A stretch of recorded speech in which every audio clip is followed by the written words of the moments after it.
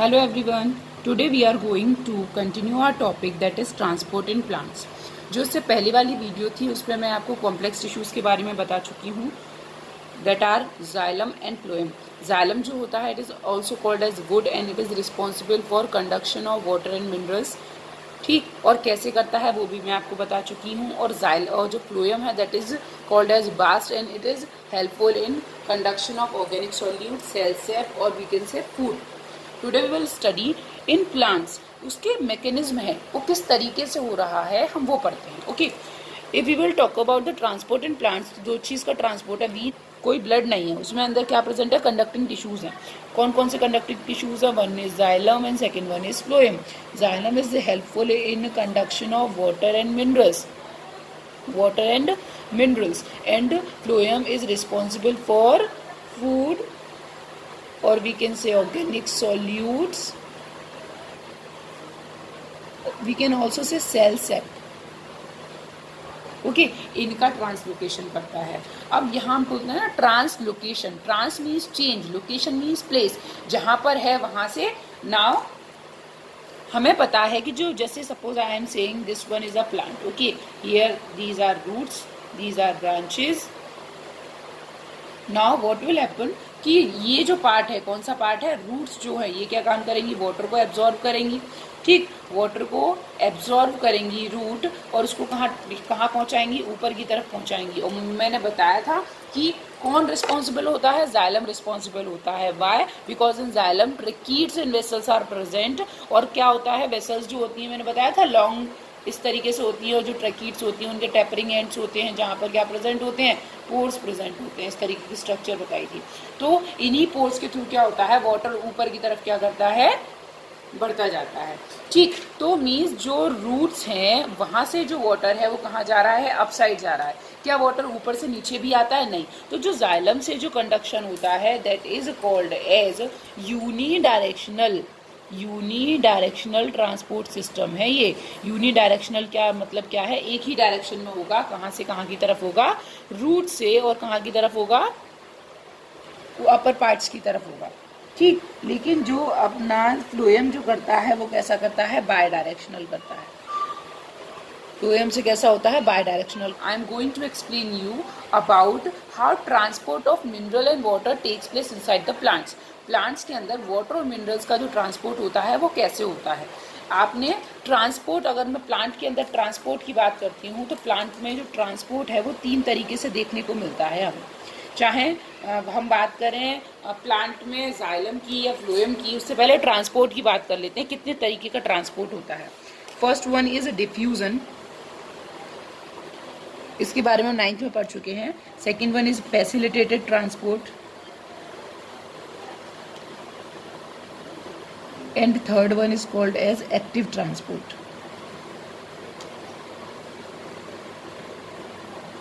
Facilitated transport का मतलब क्या है? डिफ्यूजन जो होता है वो सीधे कहाँ होता है? हायर एरिया से, हाई प्रेशर एरिया से लोअर प्रेशर एरिया की तरफ होता है. इसमें क्या होता है? नो एनर्जी रिक्वायर्ड, किसी भी एनर्जी की ज़रूरत नहीं होती है. जबकि जो फैसिलिटेटेड ट्रांसपोर्ट है इसमें क्या होता है? जैसे मैं ये बोलूँगी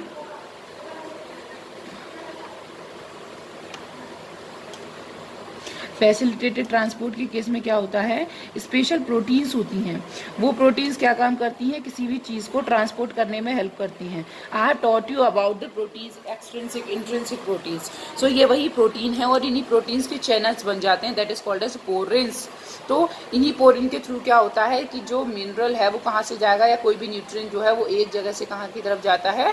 दूसरी की तरफ जाता है. मीन्स ये भी कहाँ होता है? हायर प्रेशर एरिया से कहाँ होता है? लोअर प्रेशर एरिया की तरफ होता है. हायर कंसंट्रेशन से लोअर कंसंट्रेशन में होता है. तो डिफ्यूजन कहाँ होता है? डिफ्यूजन में कोई भी एक मेम्ब्रेन है वहाँ से हायर प्रेशर से लोअर प्रेशर की तरफ होता है. इसमें कुछ फैक्टर्स होते हैं जो जिन पे डिपेंडेंट है, जैसे कि टेम्परेचर है, प्रेशर है. जितना ज़्यादा प्रेशर होगा उतना ज़्यादा डिफ्यूज़न होगा, जितना ज़्यादा टेम्परेचर होगा उतना ज़्यादा डिफ्यूज़न होगा, जितना ज़्यादा सरफेस होगा उतना ज़्यादा डिफ्यूज़न होगा. सो या तो डिफ्यूज़न के थ्रू जाएगा या जाएगा फैसिलिटेटेड ट्रांसपोर्ट मतलब पोरेंस या स्पेशल प्रोटीन्स के थ्रू जाएगा. ये भी हायर टू लोअर में जाएगा. लेकिन जो दूसरा जो होता है वो क्या होता है? प्रेशर. ये सब जो है ना ये प्रेशर ग्रेडियंट के अकॉर्डिंग है, मतलब higher concentration area to lower. लेकिन ये जो होता है वो कहाँ से जाता है? लोअर कंसंट्रेशन से कहाँ की तरफ जाता है? हायर हायर कंसंट्रेशन की तरफ जाता है, और इसमें हमें क्या करना पड़ता है, एनर्जी प्रोवाइड करनी पड़ती है। क्या प्रोवाइड करनी पड़ती है, एनर्जी प्रोवाइड करनी पड़ती है।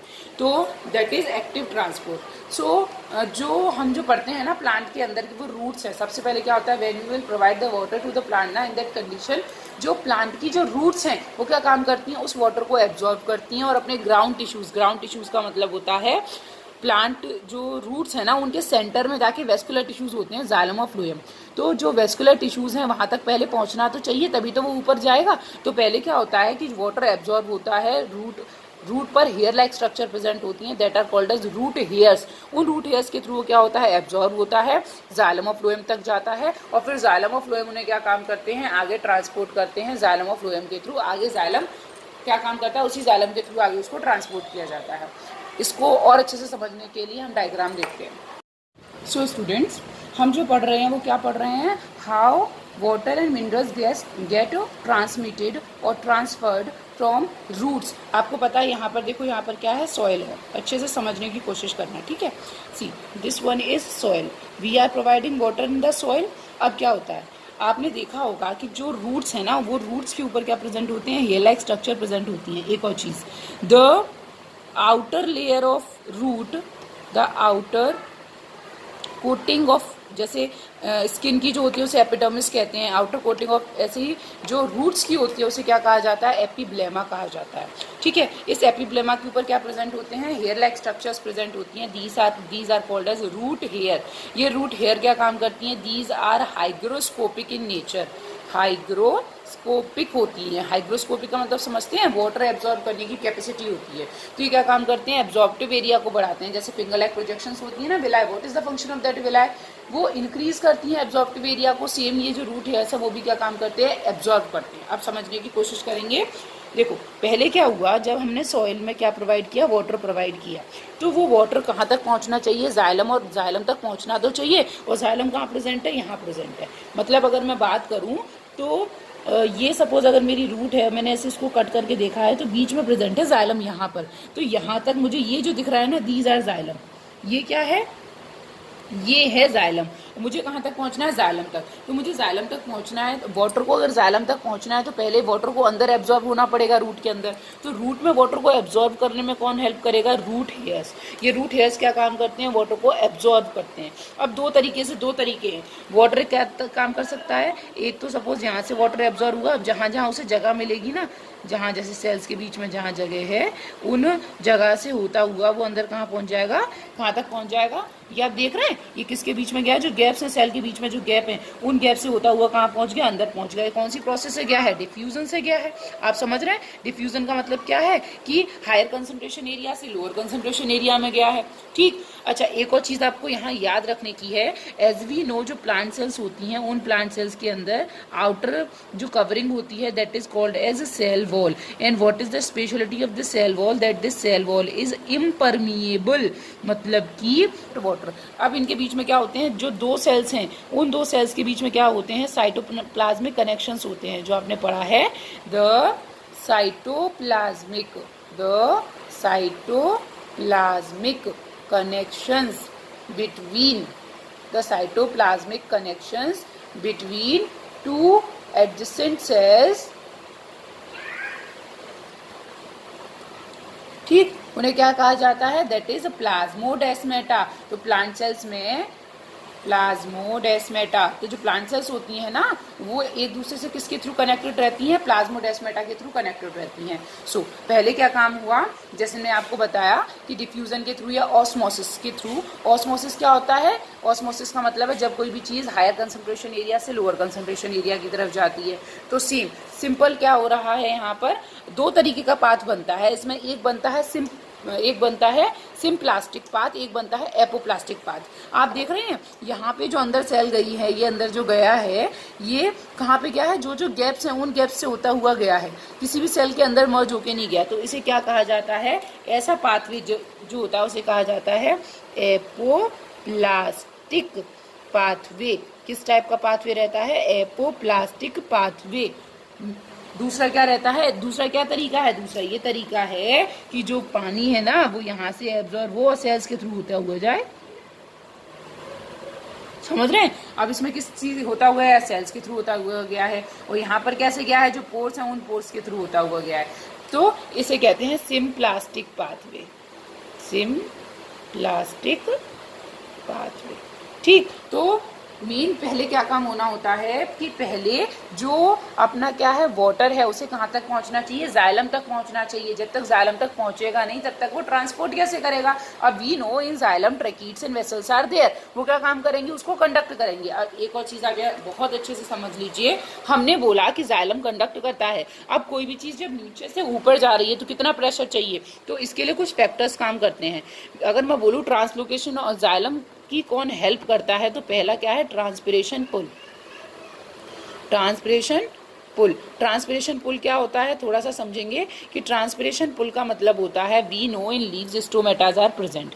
स्टोमेटा का मतलब होता है ट्रांसपिरेशन ऑफ वाटर। जैसे मैं ये बोल रही हूँ कि यहाँ पे मेरी एक लीफ है, ठीक है, और यहाँ पे ये मेरी रूट्स हैं। अब क्या हुआ, ये जो लीफ है ना, इसमें छोटा सा स्टोमेटा प्रेजेंट है। ये क्या है, यहाँ पे स्टोमा है, स्टोमेटा है। अब इस स्टोमेटा से क्या हो रहा है, इस स्टोमेटा से लॉस ऑफ वाटर हो रहा है, ये आप पढ़ चुके हैं।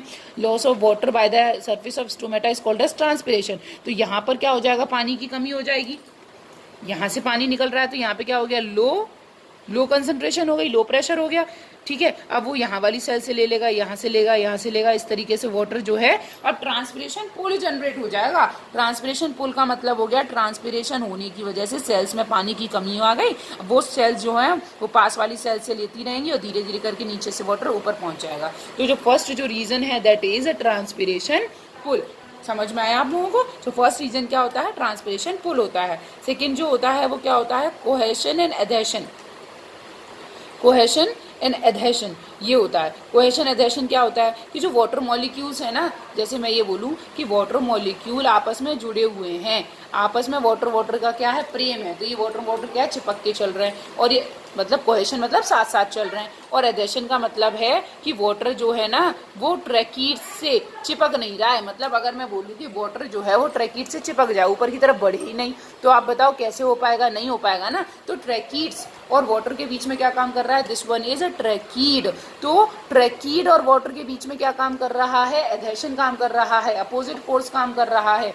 और वाटर मॉलिक्यूल्स के बीच में क्या काम कर रहा है, क्या काम कर रहा है, ये क्या होता है, बॉन्डिंग काम कर रही है। तो पानी साथ साथ हैं तो वो ऊपर को इजीली जा रहे हो, किसकी वजह से जा रहे हैं, ट्रांसपिरेशन पुल की वजह से जा रहे हैं, ठीक। और एक और चीज होती है यहाँ पे बोलते हैं दैट इज कैपिलैरिटी। कैपिलैरिटी क्या होता है, ये आपको बहुत अच्छे से पता है कि जो ट्रैकीड्स होती हैं ना, जैसे मैंने आपको जब ट्रैकीड्स पढ़ाई थी, अगर आपने पढ़ी हो तो उनके जो एंड्स होते हैं वो टेपरिंग एंड्स होते हैं और वहाँ पे पोर प्रेजेंट होते हैं। और जो पोर जो है ना वो बहुत छोटे छोटे पोर्स हैं। तो मैं ये बोलूँ कि किसी भी चीज़ को निकलने के लिए अगर कम एरिया मिलेगा तो प्रेशर ज़्यादा होगा कि नहीं होगा, दैट इज़ कैपेबिलिटी। जैसे कि एक पाइप है, उस पाइप में क्या है, एक छोटा सा पोर है और उसमें से बहुत सारे पानी को निकलना है, तो उस पर क्या होगा, ज़्यादा प्रेशर पड़ेगा ना पानी का, तो दैट इज कैपिलैरिटी। तो ये ट्रांसपिरेशन पुल की वजह से, ट्रांसपिरेशन पुल का मतलब क्या हो गया कि स्टोमेटा जो प्रेजेंट है वो वाटर को रिमूव कर रहे हैं और उसकी वजह से पानी वहाँ कम होता जा रहा है और वाटर नीचे से ऊपर जा रहा है। दूसरा क्या है, कोहेशन एडहेशन फोर्स। कोहेशन मतलब वाटर मॉलिक्यूल्स आपस में साथ साथ दे रहे हैं। एडहेशन का मतलब वाटर ट्रैकीड से नहीं जुड़ रहा है, वो वाटर के साथ ही जा रहा है। कैपिलैरिटी का मतलब मैंने बताया कि जो कैपिलरीज हैं वो कैसी हैं, काफ़ी नैरो कैपिलरीज हैं।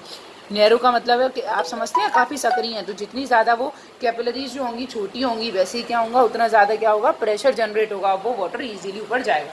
मैंने आपको एक चीज़ और बताई कि वाटर को ऊपर तक पहुंचने से पहले कहाँ पहुंचना होता है, जाइलम तक पहुंचना होता है। तो वो किसके थ्रू पहुंचता है, डिफ्यूजन प्रोसेस के थ्रू, या फिर कहना चाहिए ऑस्मोसिस प्रोसेस के थ्रू पहुंचता है। हायर कंसंट्रेशन एरिया से लोअर कंसंट्रेशन एरिया की तरफ जाता है, ठीक। ये मैंने आपको बता दिया था।